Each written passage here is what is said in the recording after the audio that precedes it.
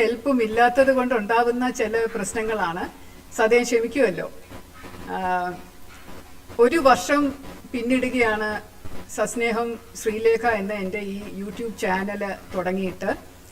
ഇത് ഒരു എക്സ്പെരിമെൻ്റൽ ബേസിസിൽ ഞാൻ ചെയ്തതാണ്. ഒരു വർഷമൊക്കെ എടുക്കുമെന്ന് അറിയില്ലായിരുന്നു. എപ്പോഴാണോ ആളെ കിട്ടാത്തപ്പോൾ അപ്പോൾ നിർത്തിയിട്ട് പോകാമെന്നാണ് വിചാരിച്ചിരുന്നത്. പക്ഷെ ഇപ്പം ഒരു വർഷവും ഈ 52 എപ്പിസോഡും കഴിഞ്ഞു.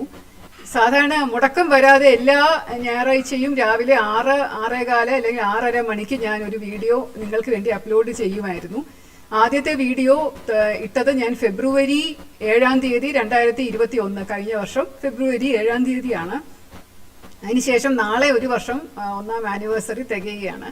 അപ്പോൾ എന്തെങ്കിലും വ്യത്യാസമായിട്ട് ചെയ്യണമെന്ന് തോന്നിയത് കൊണ്ടാണ് ഈ ഒരു വീഡിയോ ലൈവായിട്ട് ചെയ്യാം എന്ന് ഞാൻ തീരുമാനിച്ചത്.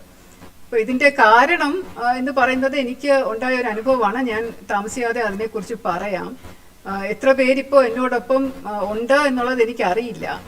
ഇത് പല രീതിയിൽ ഞാൻ പരീക്ഷിച്ച് നോക്കി. ഇത് സക്സസ്ഫുൾ ആവുമോ എന്നും സംശയമുണ്ട്.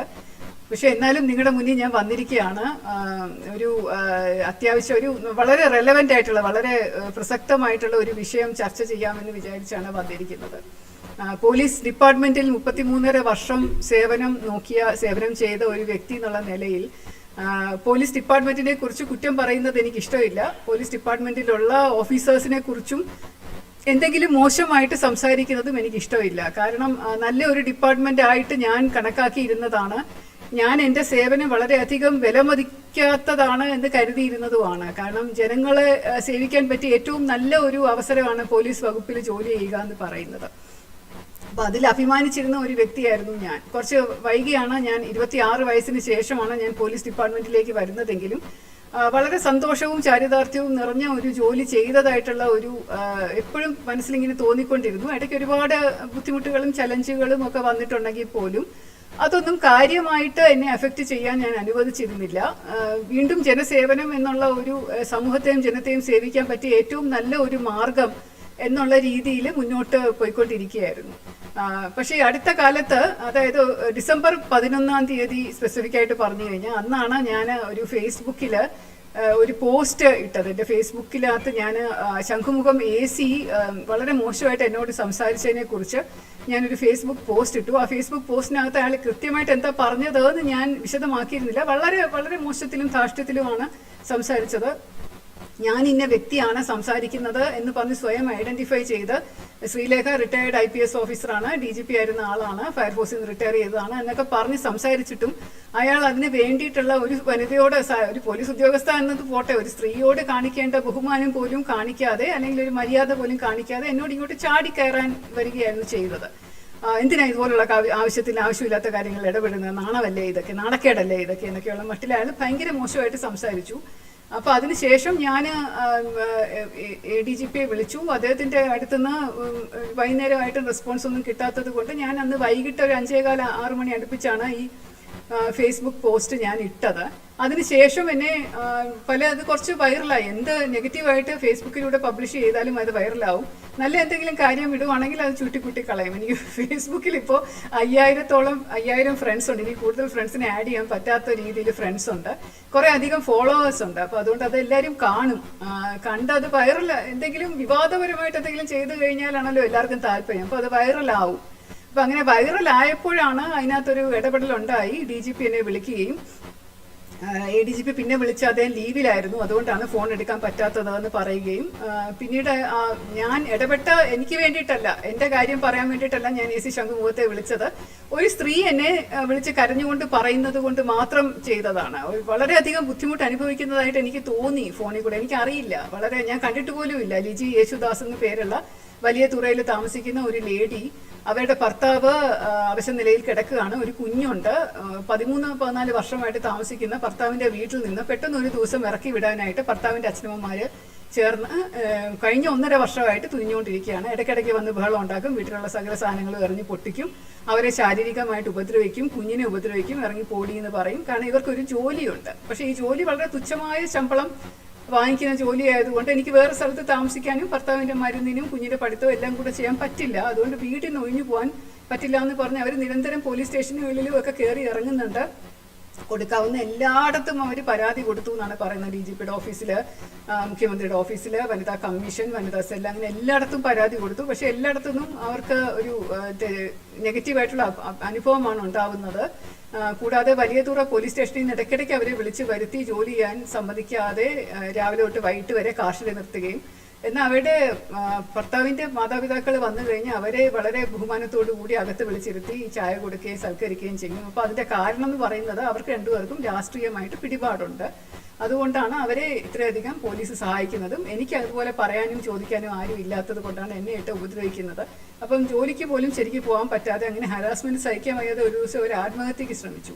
അപ്പോൾ ആത്മഹത്യക്ക് ശ്രമിച്ചപ്പോൾ ഡോക്ടർ പറഞ്ഞു, എങ്കിൽ നമുക്ക് ആത്മഹത്യ എന്ന് പറഞ്ഞ് തന്നെ കേസ് എടുത്താൽ, അച്ഛനമ്മമാർ പീഡിപ്പിച്ചത് കൊണ്ടാണല്ലോ ആത്മഹത്യ എടുത്ത, പ്രേരണ കുറ്റത്തിന് അവർക്കെതിരെ കേസ് വരുമല്ലോ.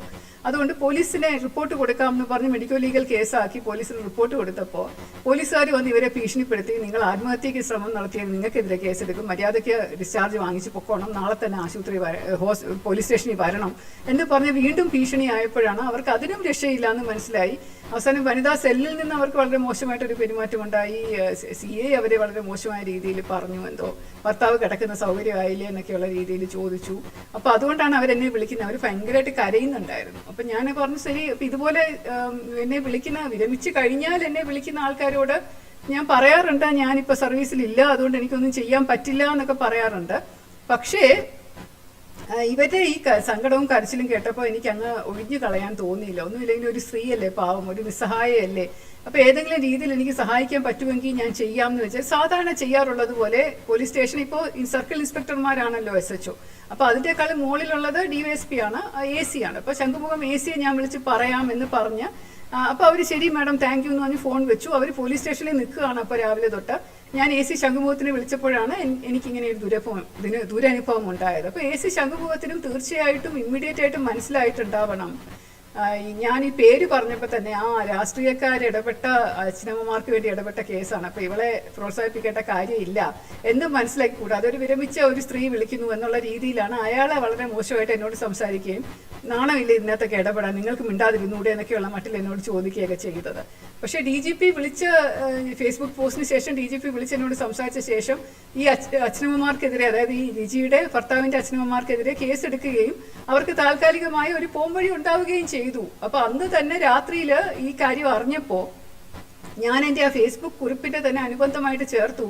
ഞാൻ സ്വന്തമായിട്ട് എനിക്ക് പേഴ്സണലായിട്ടൊരു ബുദ്ധിമുട്ട് അനുഭവിച്ചെങ്കിലും ലിജിക്കൊരു ആശ്വാസം കിട്ടിയല്ലോ, അതിലെനിക്ക് പോലീസിനോട് നന്ദിയുണ്ട്. അപ്പൊ എന്നോടുള്ള ബുദ്ധിമുട്ട് പോട്ടെ, സാരമില്ല, ഞാനതങ്ങ് സഹിച്ചു, ഞാനതിന് വേറൊന്നും ചെയ്യാൻ ഉദ്ദേശിക്കുന്നില്ല എന്ന് ഐ എം ഹാപ്പി. ലിജിക്കെതിരെ ഇങ്ങനെ ഒരു പരാതിയിൽ പരിഹാരം ഉണ്ടായല്ലോ എന്നുള്ള രീതിയിൽ ഞാൻ ഫേസ്ബുക്ക് പോസ്റ്റിൽ അനുബന്ധമായിട്ട് ചേർക്കുകയും ചെയ്തു. അതിനുശേഷം പല സ്ത്രീകളും ബന്ധുക്കളും ആൾക്കാരും പുരുഷന്മാരും എല്ലാവരും എന്നെ ഫോണിൽ ഇങ്ങനെ നിരന്തരം വിളിച്ചുകൊണ്ടിരിക്കുന്നുണ്ട്.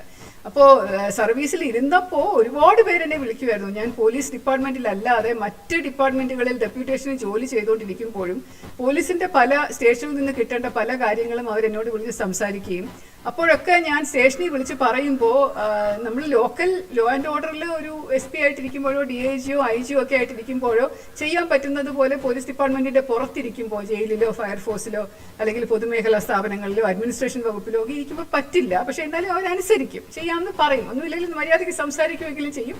ചില ആളുകൾക്ക് ഉപകാരം ഉണ്ടായി കൊടുത്തിട്ടുണ്ട്, ചിലർക്ക് ചിലപ്പോൾ പറ്റാതെ വന്നിട്ടുണ്ട്. എന്തിനാ ഈ AC എന്നോട് ബുദ്ധിമുട്ടി മോശമായിട്ട് സംസാരിക്കുന്നതിൻ്റെ 2 ദിവസം മുമ്പ് വരെ എൻ്റെ ഒരു ബന്ധു കാർഡിയാക് പ്രോബ്ലം കഴിഞ്ഞിട്ട് ഓപ്പറേഷൻ കഴിഞ്ഞ് പേസ് മേക്കർ വെച്ചിട്ട് വീട്ടിൽ റെസ്റ്റ് ചെയ്യുകയാണ്. സ്ഥലം ആലപ്പുഴ ജില്ലയിലാണ്, കുണ്ടന്നൂർ, അവിടെ ആ സ്ഥലത്തിൻ്റെ പേര് മാവേലിക്കര അടുപ്പിച്ചുള്ള ഒരു സ്ഥലമാണ്. അപ്പോൾ അവിടെ അമ്പലമുണ്ട്. ആ അമ്പലത്തിൽ നിന്ന് ഭയങ്കര ഒച്ചയിൽ ഇങ്ങനെ ലൗഡ് സ്പീക്കർ വെച്ചിട്ട് കോളാമ്പി മൈക്ക് ഇദ്ദേഹത്തിന്റെ വീട്ടിലോട്ട് തന്നെ നേരെ വെച്ചിട്ട് ഇങ്ങനെ രാവിലെ തൊട്ട് രാത്രി വരെ ഇങ്ങനെ ഒച്ചയിൽ പാട്ട് വെച്ചുകൊണ്ടിരിക്കുകയാണ്. അപ്പോൾ ഇയാൾ ഓരോ പ്രാവശ്യം ഇങ്ങനെ ഠും ഠും ഠും ഇങ്ങനെ ഹൃദയം അടിക്കുമ്പോഴൊക്കെ പേടി, ഇങ്ങനെ കുഴഞ്ഞു വീഴുവോ, പേസ് മേക്കർ പൊട്ടുപോകുന്നു. അപ്പോൾ ആള് ഇത് പോലീസ് സ്റ്റേഷനിൽ വിളിച്ച് പറഞ്ഞു, DYSP വിളിച്ച് പറഞ്ഞു, SP ഓഫീസിൽ പറഞ്ഞു, പലയിടത്തും പറഞ്ഞു, എന്നിട്ട് പോയി പറയാൻ പറഞ്ഞു. അയാൾ നേരിട്ട് വയ്യാതാണെങ്കിൽ അയാൾ നേരിട്ട് സ്റ്റേഷനിൽ പോയി എഴുതി കൊടുത്തു പരാതി. കോവിഡിന്റെ സമയമായിട്ടും പോയി എഴുതി കൊടുത്തു, ഇമെയിലായിട്ട് പരാതികൾ അയച്ചു. എന്നിട്ടും ഒരു ദിവസം കഴിഞ്ഞു, 2 ദിവസമായിട്ടും ഇത് മാറുന്നില്ല. അപ്പോൾ ആള് എന്നാ ശ്രീലേഖ ഉണ്ടല്ലോ എന്ന് പറഞ്ഞ് എന്നെ വിളിച്ച് സംസാരിച്ചതാണ്. അപ്പം ഞാൻ പറഞ്ഞ് നോക്കാം, ഞാൻ റിട്ടയർ ചെയ്തു, ആരെങ്കിലും എന്തെങ്കിലും ചെയ്യുമോ എന്നറിയില്ല, ഞാൻ നോക്കാം എന്ന് പറഞ്ഞ് ഞാൻ ആലപ്പുഴ SP ജയദേവാണ്. അദ്ദേഹത്തിന് ഞാനൊരു വാട്സാപ്പ് മെസ്സേജ് അയച്ചതേ ഉള്ളൂ. ജയദേവ് ഇമ്മീഡിയറ്റ് ആയിട്ട് എനിക്ക് മറുപടി അയച്ചു, മാഡം ഞാൻ വേണ്ടത് ചെയ്യാമെന്ന്. 5-10 മിനിറ്റിന് ശേഷം ആ ചേട്ടൻ എന്നെ ഫോണിൽ വിളിച്ചിട്ട് പറഞ്ഞു ഭയങ്കര ഉപകാരമായി പോയി, പെട്ടെന്ന് അത് നിർത്തി. എന്നിട്ട് ആ മൈക്ക് ഇപ്പോഴും ശബ്ദമൊക്കെ ഉണ്ട്, പക്ഷേ കോളാമ്പി മാറ്റി ബോക്സ് ടൈപ്പ് വെച്ച് വോളിയം നല്ലപോലെ കുറച്ചു. എൻ്റെ വീട്ടിലോട്ടുള്ള ഡയറക്ഷൻ മാറ്റി വേറെ സ്ഥലത്ത് വെച്ചിട്ടുണ്ട്. എന്തൊരു ആശ്വാസം, ഭയങ്കര നന്ദി എന്ന് പറഞ്ഞു. അപ്പോൾ എനിക്ക് തോന്നിയോ ഞാൻ റിട്ടയർ ചെയ്തിട്ടും ഇതുപോലെ വിളിച്ച് പറയുമ്പോൾ ആൾക്കാർ ചെയ്യുന്നുണ്ടല്ലോ എന്ന് പറഞ്ഞ് എനിക്ക് സന്തോഷമായിട്ടിരിക്കുന്ന സമയത്തായിരുന്നു ഞാൻ AC ശംഖുമുഖത്തിനെ വിളിച്ചത്. അപ്പോൾ അപ്പോഴാണ് എനിക്കിങ്ങനെ ഒരു ദുരനുഭവം ഉണ്ടായത്. പലപ്പോഴും സീനിയർ ഉദ്യോഗസ്ഥരെ, പ്രത്യേകിച്ച് IPS ഓഫീസേഴ്സിനെയൊക്കെ വിളിച്ചു കഴിഞ്ഞാൽ അവർ നല്ല രീതിയിൽ പെരുമാറും. താഴോട്ട് SI-മാരെയൊക്കെ, ന്യൂലി റിക്രൂട്ടഡ് SI-മാരൊക്കെ നല്ല രീതിയിൽ പെരുമാറാറുണ്ട്. ചിലപ്പോൾ ചില ഓഫീസേഴ്സ് ഇങ്ങനെ പെരുമാറും. പക്ഷെ എന്തുകൊണ്ടാണെന്നുള്ളത് ഞാൻ പിന്നീട് പറയാം, കാരണം അതിനൊരു കാരണം, ബാക്ക്ഗ്രൗണ്ട് ഉണ്ട്. പക്ഷേ എന്നെ ഏറെ അതിശയിപ്പിച്ച കാര്യം എന്താണെന്ന് വെച്ചാൽ DGP എന്നോട് സംസാരിച്ചപ്പോൾ പറഞ്ഞു ഇതിനെക്കുറിച്ച് അന്വേഷിക്കാൻ ഞാനൊരു ഉദ്യോഗസ്ഥനെ ചുമതലപ്പെടുത്താം എന്ന് പറഞ്ഞു. അപ്പം അങ്ങനെ ഒരു DYSP എന്നെ വിളിച്ചു. അതായത് ഒരു DYSPക്കെതിരെയുള്ള പരാതി അന്വേഷിക്കുന്നത് ഒരു DYSP തന്നെയാണ്. AC ശംഖുമുഖം എന്ന് പറഞ്ഞ DYSP റാങ്കിലുള്ള ആളാണ്. അപ്പോൾ അന്വേഷിക്കാനായിട്ട് എന്നെ ഏൽപ്പിച്ചു എന്ന് പറഞ്ഞുകൊണ്ട് AC special branch Thiruvananthapuram city എന്നെ വിളിക്കുകയാണ്. എന്നിട്ട് എന്നോട് പറഞ്ഞു മാഡം എന്താ സംഭവിച്ചത് എന്നൊക്കെ ചോദിച്ചു. ഞാൻ വിശദമായിട്ട് അതെല്ലാം പറഞ്ഞു. ഞാൻ പറഞ്ഞു ഫോൺ ഓട്ടോമാറ്റിക്കായിട്ട് റെക്കോർഡിൽ കിടപ്പുണ്ട്, വേണമെന്നുണ്ടെങ്കിൽ നിങ്ങൾക്ക് ഞാൻ AC സംസാരിച്ചത് എന്താണെന്ന് വെച്ചാൽ റെക്കോർഡ് ഞാൻ അയച്ചു തരാം, ഇതൊക്കെയാണ് കാര്യം എന്നൊക്കെ ഞാൻ പറഞ്ഞു. അപ്പം ആള് പറഞ്ഞു ശരി ഞാൻ അന്വേഷിക്കാമെന്ന് പറഞ്ഞ് വെച്ചു. പിന്നെ അതിനെപ്പറ്റി അന്വേഷണം ഒന്നും ഉണ്ടായില്ല. 12-ാം തീയതി ആണെന്ന് തോന്നുന്നു, 12-ാം തീയതി അല്ലേ, 13-ാം തീയതി എനിക്ക് സ്പീഡ് പോസ്റ്റിലൊരു കവർ വന്നു, തപാൽ വന്നു. ആ തപാലിൻ്റെ അകത്ത് ഞാൻ കാണിക്കാം നിങ്ങളെ, അത് ഞാൻ പ്രത്യേകം വീഡിയോ ആക്കി ചെയ്തിട്ടിട്ടുണ്ട് അതിനകത്ത്. അപ്പം എൻ്റെ ഈ ടോക്ക് കഴിഞ്ഞിട്ട് ഞാൻ നിങ്ങളെ അത് കാണിക്കാം. അതിനകത്ത് ഒരു പോലീസ് ഉദ്യോഗസ്ഥൻ ആണോ അതോ വേറെ ആരെങ്കിലും ആണോ എഴുതിയതെന്നറിയില്ല. കാരണം അനൂപ് ചന്ദ്രൻ എന്നുള്ള പേര് കവറിൻ്റെ പുറത്ത് വെച്ചിരിക്കുന്നത് സ്പീഡ് പോസ്റ്റിൽ അയക്കുമ്പോൾ ഒരു അഡ്രസ്സ് വേണം, അതിന് വേണ്ടിയിട്ടാണ്. പേട്ട എന്നുള്ള അഡ്രസ്സിലാണ് അയച്ചെന്നാണ് ചെയ്തിരിക്കുന്നത്. പക്ഷെ ആ കത്തിനകത്ത് പേര് വെക്കാൻ എനിക്ക് പ്രയാസമുണ്ട് മാഡം, അത് ഞാൻ പേര് വെക്കുന്നില്ല.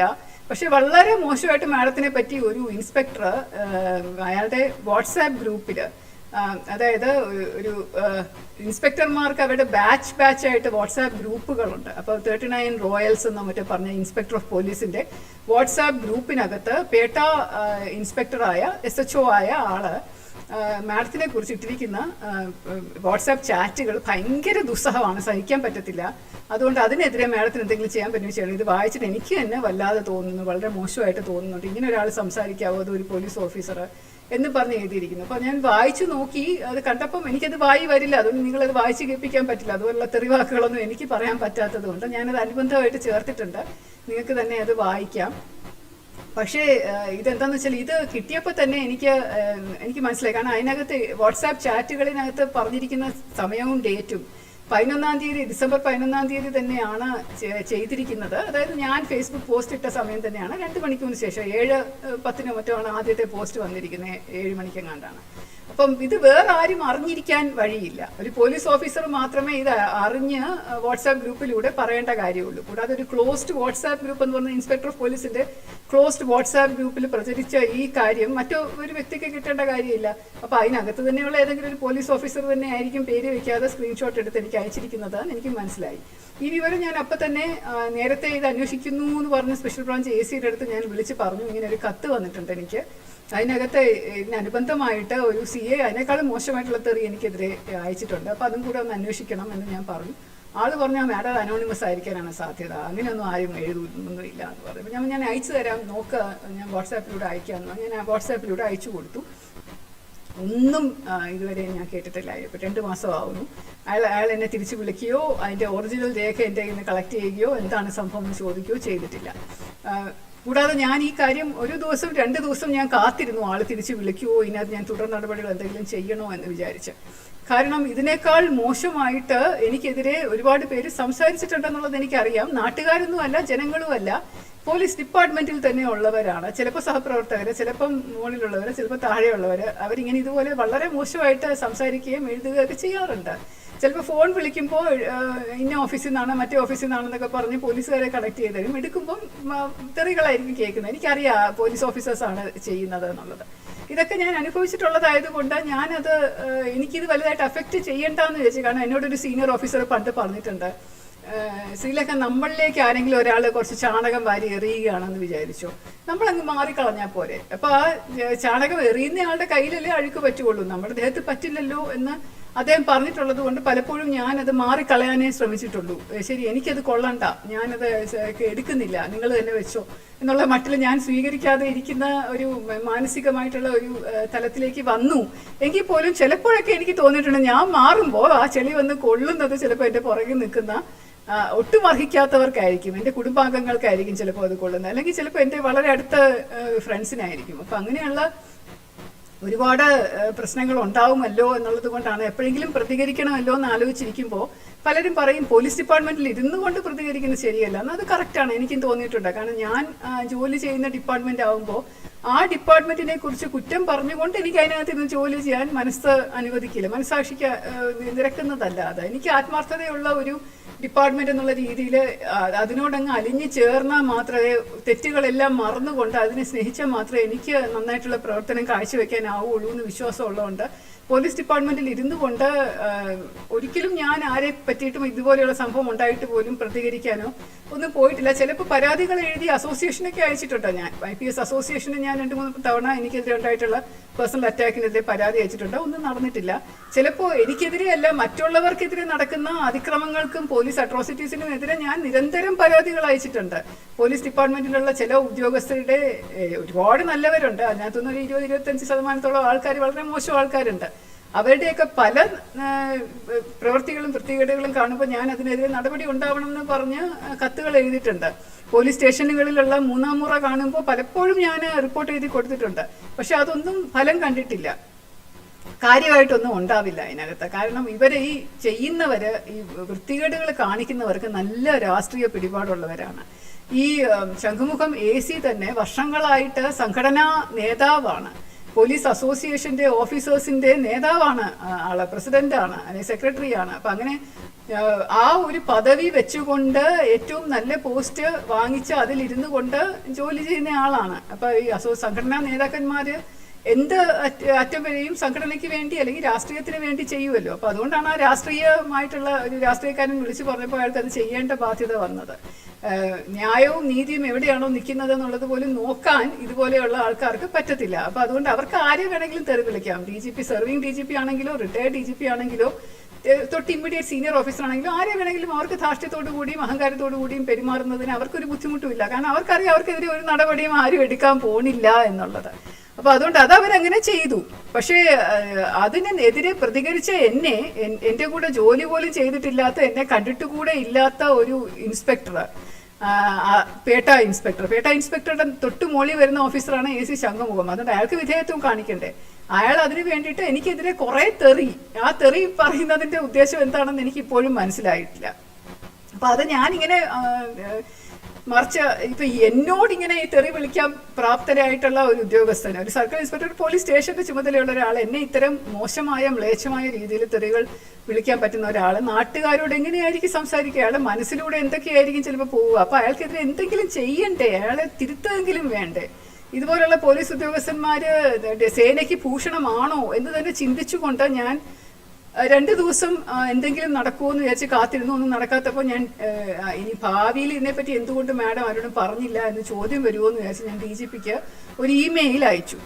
DGPക്ക് കോവിഡിന്റെ സമയം അതിന് നേരിട്ട് പോയി കാണണ്ടെന്ന് വിചാരിച്ചിട്ട് ഒരു ഇമെയിൽ IDയിൽ ഇമെയിൽ അയച്ചു. ഈ ലെറ്ററിന്റെ കോപ്പിയും സ്ക്രീൻഷോട്ടും എല്ലാം അറ്റാച്ച് ചെയ്താണ് ഞാൻ കവറും എല്ലാം അറ്റാച്ച് ചെയ്താണ് വെച്ചത്. ഞാൻ പറഞ്ഞു, എന്നിട്ട് ഇത് ഓഫീസറിനെ കൊണ്ട്, DSP അല്ല, ഒരു സീനിയർ ഓഫീസറിനെ കൊണ്ട് അന്വേഷണം നടത്തണം. കാരണം ഒരു DSPക്കെതിരെ ഉള്ളൊരു പരാതി DSP തന്നെ അന്വേഷിച്ചാൽ അത് ശരിയാവില്ല. പ്രത്യേകിച്ച് ഒരു സംഘടനാ നേതാവിനെതിരെ ആരും അങ്ങനെ അന്വേഷിക്കാറില്ല, റിപ്പോർട്ടും കൊടുക്കാറില്ല. അതുകൊണ്ട് അത് സീനിയർ ആയിട്ടുള്ള ആരെങ്കിലും കൊണ്ട് ഏൽപ്പിക്കണം എന്നൊരു റിക്വസ്റ്റുമായിട്ടാണ് ഞാനത് കൊടുത്തത്.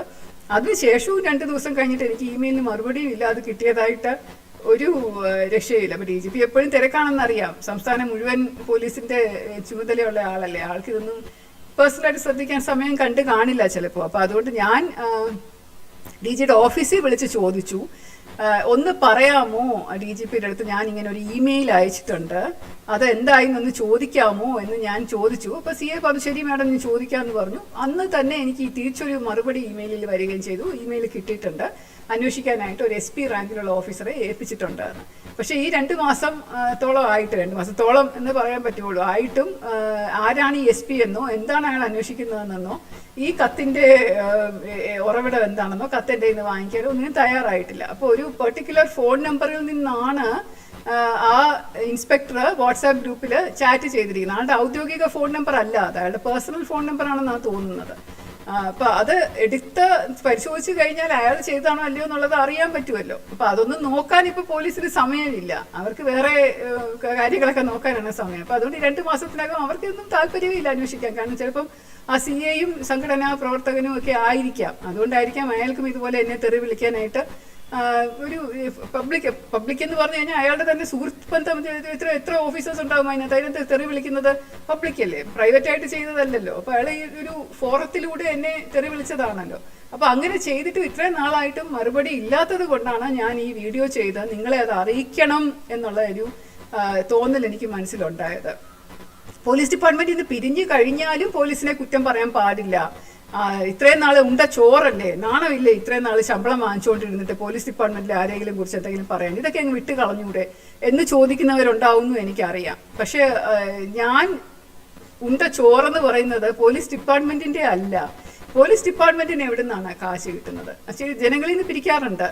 പിഴയായിട്ടും മറ്റും ജനങ്ങളിൽ നിന്ന് കോടിക്കണക്കിന് രൂപ ഒരു വർഷം പോലീസ് പിരിച്ചെടുത്ത് സർക്കാരിന് കൊടുക്കാറുണ്ട്. പക്ഷെ അതിലുപരിയായിട്ട് എത്രയോ ഉപരിയായിട്ടാണ് സർക്കാർ ബഡ്ജറ്ററി പ്രൊവിഷനായിട്ട് പോലീസ് ഡിപ്പാർട്ട്മെന്റിന് കൊടുക്കുന്നത്. എനിക്കൊന്ന് 75,000-30,000 ആൾക്കാരാണ് പോലീസ് ഡിപ്പാർട്ട്മെന്റിലുള്ള ആൾക്കാരുടെ, എല്ലാം കൂടെ ചേർത്ത് മിനിസ്റ്റീരിയൽ സ്റ്റാഫ്, ഡ്രൈവേഴ്സ്, മറ്റനുബന്ധ സ്റ്റാഫുകൾ എല്ലാവരും കൂടി ചേർത്ത് 1,00,000-ഓളം സർക്കാർ ജീവനക്കാരുള്ള വകുപ്പാണ് പോലീസ് വകുപ്പ് എന്ന് പറയുന്നത്. ഈ പോലീസ് വകുപ്പിന് പിരിച്ചെടുക്കുന്ന തുക മാത്രം പോരല്ലോ, ബഡ്ജറ്ററി പ്രൊവിഷൻ കോടിക്കണക്കിന് വരും. 1,000-2,000 കോടി രൂപയുടെ ബഡ്ജറ്റാണ് ഒരു വർഷം കൊടുക്കുന്നത്. ഇത് സർക്കാരിന് എവിടെ നിന്നാണ് ഈ പൈസ? സർക്കാർ എവിടെ നിന്ന് കിട്ടുന്ന കാശാണ് ഇത്? ജനങ്ങളിൽ നിന്ന് ടാക്സ് ആയിട്ടും മറ്റും പിരിച്ചെടുത്ത കുറച്ച് സെൻട്രൽ ഗവൺമെന്റ് കൊടുക്കുന്നതുണ്ട്, ബാക്കിയുള്ളത് സംസ്ഥാന സർക്കാർ തരുന്നതുണ്ട്. എല്ലാം ഈ ജനങ്ങളല്ലേ കൊടുക്കുന്നത്. ജനങ്ങളിൽ നിന്ന് എടുക്കുന്ന പൈസ തന്നെയാണല്ലോ പോലീസ് ഡിപ്പാർട്ട്മെന്റിലെ ഓരോരുത്തരും ശമ്പളമായി കൈപ്പറ്റുന്നത്. അപ്പൊ അത് നോക്കിക്കഴിഞ്ഞാൽ സേവനം എന്ന് പറയുന്നത് സർക്കാരിനെയോ ഡിപ്പാർട്ട്മെന്റിനെയോ അല്ല സേവനം ചെയ്യുന്നത്, ജനങ്ങളെയാണ് സേവനം ചെയ്യുന്നത്. ഇതാണ് ആദ്യത്തെ ദിവസം തൊട്ട് ഞാൻ IPS ആയിട്ട് കേരളത്തിൽ വന്ന ആദ്യത്തെ ദിവസം തൊട്ട് ഞാൻ ചെയ്തുകൊണ്ടിരിക്കുന്നതും വിശ്വസിച്ചിരിക്കുന്നതും അതാണ്. ജനസേവനമാണ് മുഖ്യം. I am a public servant. I am more than a government servant or a police officer. I am a public servant. ജനങ്ങളെ സേവനം ചെയ്യുക എന്നുള്ളതാണ് എൻ്റെ പരമപ്രധാനമായ കർത്തവ്യം എന്ന് വിശ്വസിച്ച് പ്രവർത്തിച്ചിരുന്നത് കൊണ്ടാണ് എപ്പോഴും ജനങ്ങളെ ഊന്നി ഞാൻ പൊക്കോണ്ടിരുന്നത്. അത് സർവീസിൽ നിന്ന് റിട്ടയർ ചെയ്ത് കഴിയുമ്പോഴും ജനം തന്ന ചോറാണ് ഞാൻ ഈ 33.5 വർഷം ഉണ്ടത്. അതുകൊണ്ട് എനിക്ക് കടപ്പാട് ജനങ്ങളോടാണ് ഉള്ളത്, പോലീസ് ഡിപ്പാർട്ട്മെന്റിനോടുള്ളതിനേക്കാൾ കൂടുതൽ. അതുകൊണ്ട് ജനങ്ങൾ ഇത് അറിയണം. എന്തുകൊണ്ടാണ് നമ്മൾ ഈ പോലീസ് ബിഹേവിയർ, ഇതുപോലെയുള്ള ആറ്റിറ്റ്യൂഡ് നമ്മൾ ക്ഷമിക്കുന്നതും സഹിക്കുന്നതും? ഒരു ചോദിക്കാനും പറയാനും ആരും ഇല്ലാത്ത സാധാരണ ജനത്തിന്റെ സ്ഥിതി വളരെ ദയനീയമാണ് കേരളത്തിൽ. നിങ്ങൾക്ക് അറിയാമോ എന്നറിയില്ല. ഈ കോവിഡ് വന്നപ്പോൾ തന്നെ ഭയങ്കരമായിട്ട് ഉപദ്രവിക്കുന്നുണ്ടായിരുന്നു. പ്രോട്ടോകോൾ പാലിച്ചില്ല, സാമൂഹ്യമായ അകലം പാലിച്ചില്ല, മാസ്ക് ധരിച്ചില്ല എന്നൊക്കെ പറഞ്ഞ് ഭയങ്കരമായിട്ട് ഉപദ്രവിക്കുന്നുണ്ടായിരുന്നു. ആരും പറഞ്ഞിട്ടില്ല ശരി നിങ്ങളെന്നാ എനിക്കെതിരെ കേസ് എടുത്ത് കോടതി പൊക്കോ, ഞാനത് കോടതി ഫേസ് ചെയ്യാൻ തയ്യാറാണ്, പക്ഷെ ഇപ്പൊ ഞാൻ പിഴ തരുന്നില്ല എന്ന് എത്ര പേര് പറഞ്ഞിട്ടുണ്ടാവും? വളരെ അപൂർവമായിട്ടുള്ളവരെ പറഞ്ഞിട്ടുണ്ടാവുള്ളൂ. കാരണം അവർക്ക് എല്ലാവർക്കും പേടിയാണ്. ഈ കാക്കിയെ ഭയങ്കര പേടിയാണ് എല്ലാവർക്കും. കാക്കി കുപ്പായം ഇട്ടുകൊണ്ട് പോലീസ് ഓഫീസർ വന്ന് നിന്ന് കഴിഞ്ഞാൽ കയ്യിലൊരു ലാത്തിയും തലയിലൊരു തൊപ്പിയും ഹിപ്പിലൊരു ഹോൾസ്റ്ററും ഒരു തോക്കും ഒക്കെ എന്തെങ്കിലുമൊക്കെ ഉണ്ടെന്നുണ്ടെങ്കിൽ ഭയങ്കര ഒരു ലുക്കാണ്, ഒരു അമേസിങ് ലുക്ക് ഓഫ് പവറാണ്. അപ്പൊ ഈ സർക്കാരുകളുടെ മാറി മാറി വരുന്ന സർക്കാരുകളുടെ ആയുധമായിട്ടാണ് പോലീസ് സാധാരണയായിട്ട് കണ്ടുവരുന്നത്. ശരിക്കും ഈ ഒരു വീഡിയോയിൽ ഞാൻ ലൈവായിട്ട് പോകുന്നുണ്ടെന്ന് പറഞ്ഞപ്പോൾ എനിക്ക് വന്ന ഒരു കമന്റ് ഇതാണ്: മാറി മാറി വരുന്ന സർക്കാരുകൾ ഭരിക്കുന്ന ഡിപ്പാർട്ട്മെന്റ് അല്ലേ, അവർ പറയുന്ന അനുസരിച്ചല്ലേ പോലീസ് ഡിപ്പാർട്ട്മെന്റ് പ്രവർത്തിക്കാൻ ആവുകയുള്ളൂ, അതിൽ കവിഞ്ഞ് എങ്ങനെ പ്രവർത്തിക്കാനാകും എന്നൊരു വിസ്മയ ദിലീപ് എന്ന ഒരാൾ ചോദിച്ച വളരെ കറക്റ്റാണ്. എനിക്ക് അത് വലിയ അപ്രീസിയേഷൻ തോന്നുന്നു. അത് അദ്ദേഹം അത് കറക്റ്റായിട്ട് മനസ്സിലാക്കി. പക്ഷെ അത് അനുവദിച്ചു കൊടുക്കാമോ? ശരി, എന്നാൽ മാറി മാറി വരുന്ന സർക്കാരുകളും രാഷ്ട്രീയക്കാരും ഭരിക്കുന്ന ഡിപ്പാർട്ട്മെന്റായിട്ട് പോലീസ് ഇരുന്നാൽ മതി, നിങ്ങൾ അതിന് അത് മാത്രം ചെയ്താൽ മതി എന്ന് പറഞ്ഞിരുന്നാൽ മതിയോ ജനം? അങ്ങനെയാണെങ്കിൽ പോലീസ് സ്റ്റേഷനിലേക്ക് എന്തിനാണ് ആൾക്കാർ എന്തെങ്കിലും ആവശ്യമായിട്ട് പോകുന്നത്? അതിന്റെ ആവശ്യമുണ്ട്? പോലീസ് സ്റ്റേഷനിൽ നിന്ന് എന്തെങ്കിലും നീതി നിങ്ങൾക്ക് രാഷ്ട്രീയമായിട്ട് ഒരു ഹോൾഡ് ഇല്ലെങ്കിൽ കിട്ടുമെന്ന് തോന്നുന്നുണ്ടോ? അപ്പൊ ആദ്യം നിങ്ങൾ പോവേണ്ട പാർട്ടി ഓഫീസുകളിലേക്കല്ലേ. രാഷ്ട്രീയമായിട്ടൊരു പ്രതിബദ്ധത ആദ്യമായിട്ട് ഉണ്ടാക്കിയെടുത്ത് ഏതെങ്കിലും പാർട്ടിയിൽ ചേർന്ന് മെമ്പർഷിപ്പ് എടുത്ത് ആ പാർട്ടിയിലെ നേതാക്കന്മാരുടെ അടുത്ത് പോയി പറഞ്ഞ് അതുവഴി പോലീസിൽ നിന്ന് ഒരു നീതി കിട്ടാം, അങ്ങനെ ഉള്ളോ? അത് അങ്ങനെ ഒരു പോംവഴി മാത്രമേ നമുക്ക് എല്ലാവർക്കും ഉള്ളോ, നാട്ടുകാർക്കും ജനങ്ങൾക്കും ഉള്ളോ? അതോ നമുക്ക് പോലീസ് സ്റ്റേഷനിൽ നിന്ന് നീതി കിട്ടേണ്ട ഒരു പ്രാഥമികമായിട്ടുള്ള ഒരു അവകാശം അത് നമുക്കില്ലേ? ഈ അവകാശങ്ങളിൽ പറഞ്ഞു കഴിഞ്ഞാൽ തന്നെ അത് വളരെ വിചിത്രമാണ്. കാരണം ഇതെല്ലാം നിയമങ്ങളും എല്ലാം ഉണ്ടാക്കി വെച്ചിരിക്കുന്നത് തന്നെ ജനങ്ങൾക്ക് വേണ്ടിയിട്ടുള്ളതല്ല, ഇതുപോലെയുള്ള സ്ഥാപനങ്ങൾ നിലനിന്ന് പോകാനാണ് എന്നൊരു വിധത്തിൽ ചിന്തിച്ച് നോക്കിയാൽ നമുക്ക് തന്നെ മനസ്സിലാവും. അല്ലെങ്കിൽ ഈ റിട്ടയർഡ് ആയിട്ടുള്ള ഒരു പോലീസ് ഓഫീസറിനെ എന്തുകൊണ്ടാണ് ഇപ്പോഴും സ്ത്രീകളും അവശത അനുഭവിക്കുന്ന സ്ത്രീകളും ജനങ്ങളും ഇപ്പോഴും വിളിച്ചുകൊണ്ടിരിക്കുന്നത്? എന്തുകൊണ്ടാണ്? പോലീസ് സ്റ്റേഷനിൽ നിന്ന് അവർക്ക് ഈസി ആയിട്ട് ന്യായവും നീതിയും കിട്ടുമായിരുന്നെങ്കിൽ അവരെന്നെ വിളിക്കേണ്ട കാര്യമുണ്ടോ? എൻ്റെ അടുത്ത് വരേണ്ട കാര്യമുണ്ടോ? ഇപ്പോഴും എനിക്ക് ദിനം പ്രതി ഇങ്ങനെ കോളുകൾ വന്നുകൊണ്ടിരിക്കുന്നതിന്റെ കാരണം എന്താണ്? കാരണം അവർക്ക് കിട്ടുന്നില്ല നീതി. എത്ര കഷ്ടപ്പെട്ടാലും പോലീസ് സ്റ്റേഷനിൽ പോയി പറഞ്ഞാലും ഒന്നും തിരിഞ്ഞു നോക്കാൻ ആളും ഇല്ലാത്തപ്പോൾ മാഡം ഒന്ന് കേട്ടാൽ മതി, എൻ്റെ ഒരു പ്രശ്നം ഒന്ന് ഞാൻ പറയുന്നത് കേട്ടാൽ മതി, ഇനി ഉപദേശം തന്നാൽ മതി എന്നൊക്കെ പറഞ്ഞായിരിക്കും അവരെന്നെ വിളിക്കുന്നത്.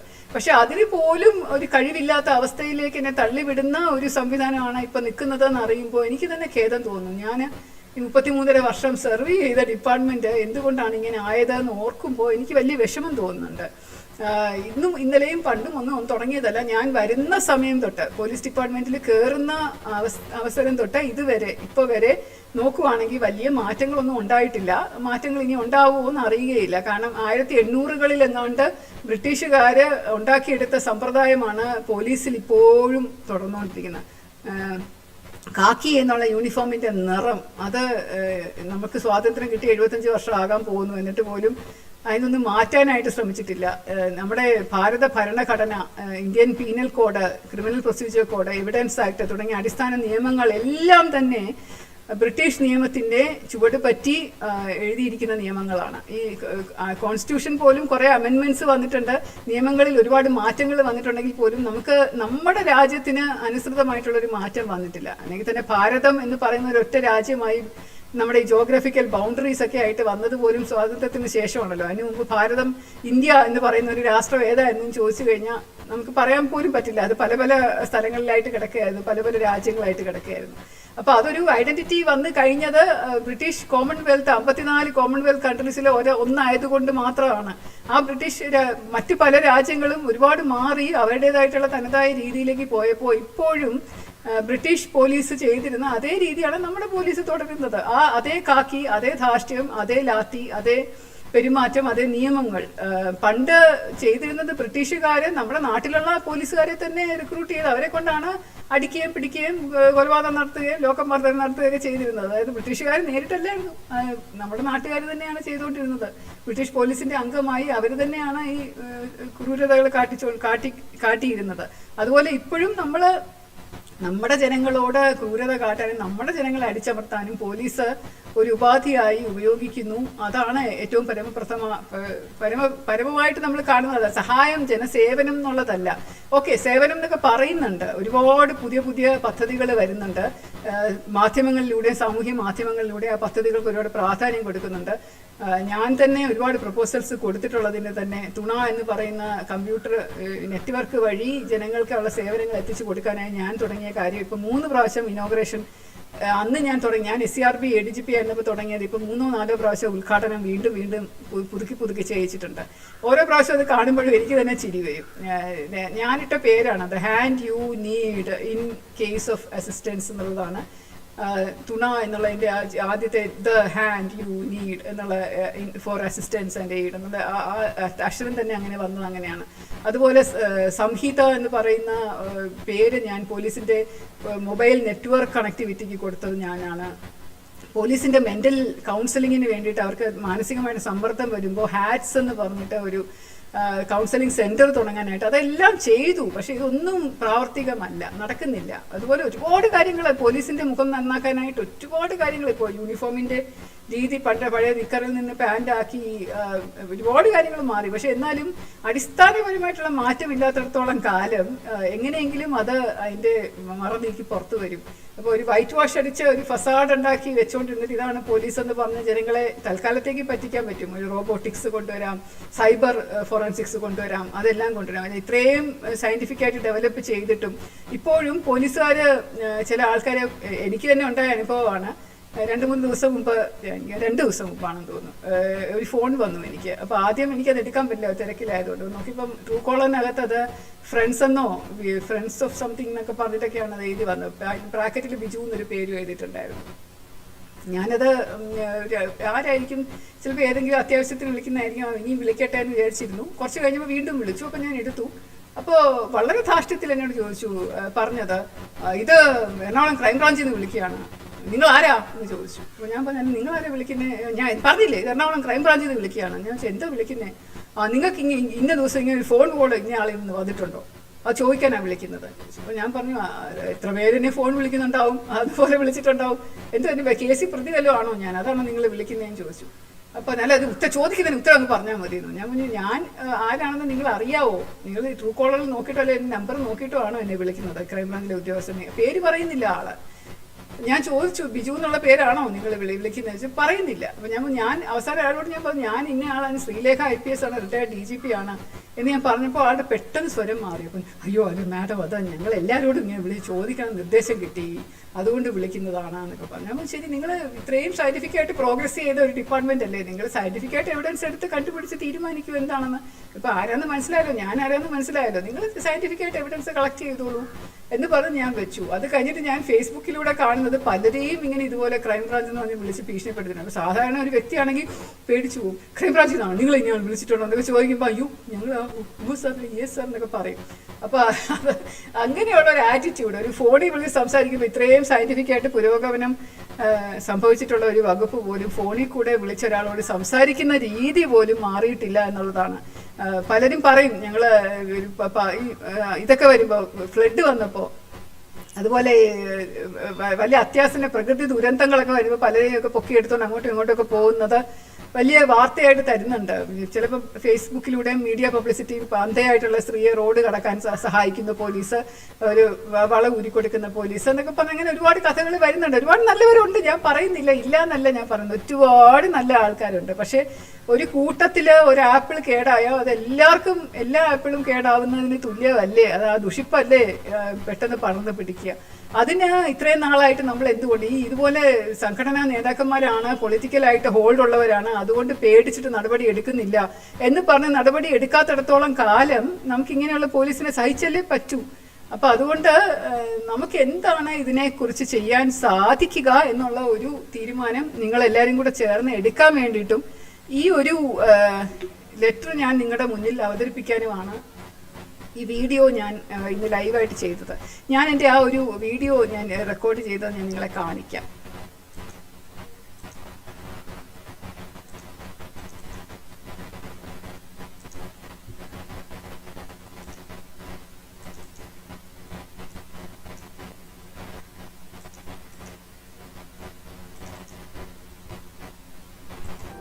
ഇതാണ് ശ്രീലേഖ R എന്ന എൻ്റെ ഫേസ്ബുക്ക് പേജിൽ ഞാൻ ഡിസംബർ 11 ഇട്ടിരിക്കുന്ന post. Why is police having such a bad reputation എന്ന ചോദ്യത്തിലാണ് ഞാൻ AC ശംഖുമുഖം എന്നോട് വളരെ അപമര്യാദയായി സംസാരിച്ച വിവരവും ലിജി യേശുദാസിന് വേണ്ടിയിട്ട് ഞാൻ വിളിച്ച കാര്യവും ഒക്കെ എഴുതിയിരിക്കുന്നത്.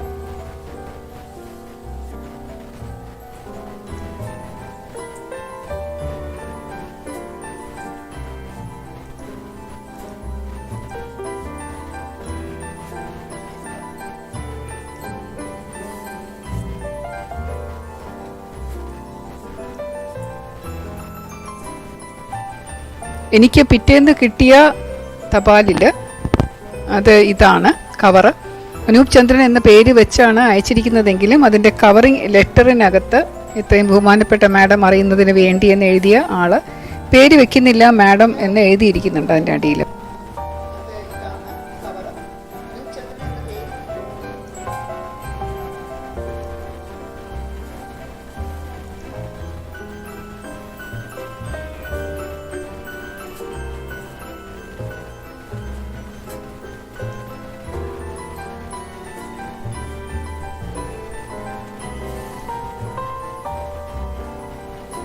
അപ്പോൾ അതുകൊണ്ട് ഈ പേര് കറക്റ്റാണോ അല്ലയോ എന്ന് എനിക്കറിയില്ല. പക്ഷെ അതോടൊപ്പം അറ്റാച്ച് ചെയ്തിരിക്കുന്ന ഇൻസ്പെക്ടറുടെ വാട്സാപ്പ് ഗ്രൂപ്പിലെ സ്ക്രീൻഷോട്ടിൻ്റെ ഒരു ഇതാണ്, ടൈപ്പ് ചെയ്ത വേർഷനാണ്. അതിൻ്റെ ഡേറ്റും സമയവും നോക്കിയാൽ അറിയാൻ പറ്റും ഇത് വേറെ ആരും ചെയ്യാൻ വഴിയില്ല എന്ന്. അതായത് അന്നേ ദിവസം 11/12/2021 വൈകുന്നേരം 7 മണിക്ക് 7:21 അയാൾ ആദ്യത്തെ, മറ്റതെല്ലാം എഴുതിയിരിക്കുന്നത് ആ സമയത്ത് തന്നെയാണ്.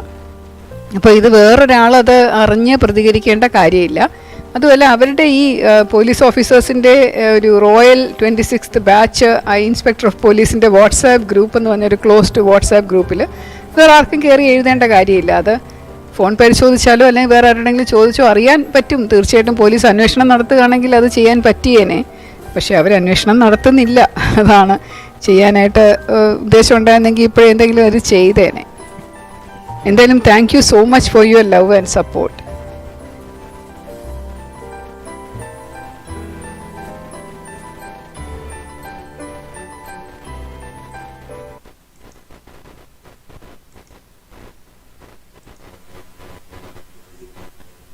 നിങ്ങൾ കണ്ടു കാണുമല്ലോ അല്ലേ? ഇപ്പോൾ ഇതിനകത്ത് ഇനി എന്താണ് ചെയ്യാനുള്ളതെന്ന് എനിക്കറിയില്ല. നിങ്ങളുടെ കമൻസ് ഇപ്പോൾ തൽക്കാലം എനിക്ക് കാണാൻ സാധിക്കുന്നില്ല. അപ്പോൾ ഞാൻ അതിനൊക്കെ പിന്നീട് മറുപടി പറയാം. എന്തായാലും ഈ വീഡിയോ റെക്കോർഡഡ് ആയിട്ട് മിക്കവാറും യൂട്യൂബിൽ പിന്നെ കിടക്കുന്നുണ്ടാവും. അഥവാ ഇത് കണ്ടിട്ടില്ലാത്ത ആൾക്കാർക്ക് പിന്നീട് കാണാനൊരു ചാൻസ് കിട്ടും. വീണ്ടും ഞാൻ ക്ഷമ ചോദിക്കുന്നു. ഓഡിയോ ക്വാളിറ്റി, വീഡിയോ ക്വാളിറ്റി എല്ലാം മോശമാണ്. അടുത്ത ലൈവായിട്ട് വരുന്ന ഒരു അവസരം ഉണ്ടെങ്കിൽ അപ്പോൾ കുറച്ചും കൂടി ഇമ്പ്രൂവ് ചെയ്യാനുള്ളൊരു ശ്രമം നടത്താം. കുറച്ചും കൂടെ നന്നായിട്ട് പഠിച്ചിട്ടൊക്കെ ചെയ്യാം. കുറേ അധികം പ്രയാസമില്ല. ലൈവായിട്ട് വരാൻ എനിക്ക് വലിയ പേടിയായിരുന്നു. കാരണം ഒരുപാട് പ്രതിസന്ധികളുണ്ട് ഇതിന്. ഒരു വീട്ടിൽ കുറച്ച് പട്ടികളുണ്ട്. എപ്പോഴൊക്കെയാണ് കുരയ്ക്കുന്നതെന്ന് പറയാൻ പറ്റില്ല. പിന്നെ എപ്പോഴും ഇങ്ങനെ ആൾക്കാർ വന്നുകൊണ്ടിരിക്കും. പല ആവശ്യങ്ങളുണ്ട്. പിന്നെ ഇതുപോലെയുള്ള കറണ്ട് പോകും. നെറ്റ്വർക്ക് കണക്ടിവിറ്റി വളരെ പുവറാണ്. എഡിറ്റ് ചെയ്യാൻ പറ്റില്ല. അപ്പം അങ്ങനെയൊക്കെയുള്ള ഒരുപാട് പ്രശ്നങ്ങൾ ഉള്ളത് കൊണ്ടാണ് ഞാൻ ലൈവായിട്ട് വരുന്ന കാര്യത്തിൽ എനിക്ക് വലിയ വിമുഖത ഉണ്ടായിരുന്നത്. പക്ഷേ ഇന്നെന്തായാലും അത് ചെയ്യണമെന്ന് ആഗ്രഹം ഉണ്ടായിരുന്നത് കൊണ്ട് ചെയ്തു.